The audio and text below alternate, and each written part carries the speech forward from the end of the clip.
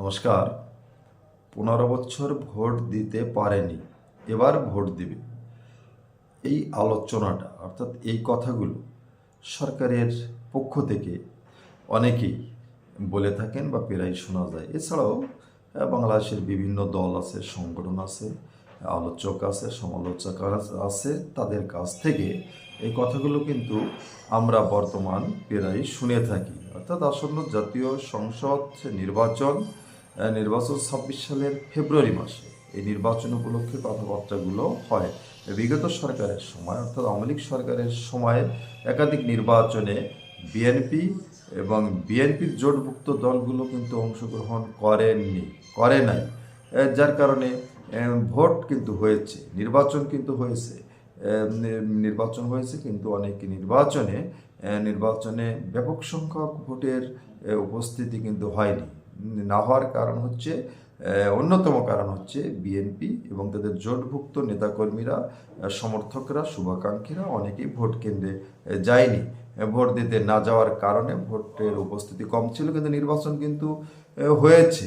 এবার যে কথাগুলো আমরা শুনতে পাচ্ছি, 15 বছর ভোট দিতে পারেনি, এবার ভোট দিতে পারবে সবাই বা ভোট দিতে যাবে, তাহলে এবার যেটা জানা যাচ্ছে, আসন্ন জাতীয় সংসদ নির্বাচনে আওয়ামী লীগ অংশগ্রহণ করতে যদি না পারে, এখন পর্যন্ত আমরা যতটুকু জেনেছি আওয়ামী লীগ নির্বাচনে অংশগ্রহণ করতে পারবে না, তাহলে এই নির্বাচনে আওয়ামী লীগ এবং আওয়ামী লীগের জোটভুক্ত যে দলগুলো আছে তারা যদি নির্বাচনে প্রতিদ্বন্দ্বিতা করতে না পারে, তাহলে তাহলে এসব দলের শুভাকাঙ্ক্ষী নেতাকর্মীরা কি ভোট কেন্দ্রে যাবে? তারা কি ভোট দিতে পারবে? তারা কি ভোট কেন্দ্রে গিয়ে ভোট দিবে? তাহলে যদি তারা না যায়, কি হলো তাহলে? আগের নির্বাচনে অনেকে যায়নি, সবাই ভোট দেয়নি 15 বছর, তাহলে এই নির্বাচনেও যদি সবাই ভোট দিতে না যায়, তাহলে একটা অংশ বাদ রইল।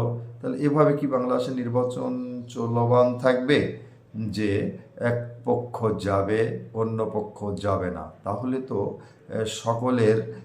সকলের ভোট অধিকার থাকা সত্ত্বেও ভোট কেন্দ্রে অনুপস্থিত, প্রতিফলন হচ্ছে না জনগণের ভোট অধিকার।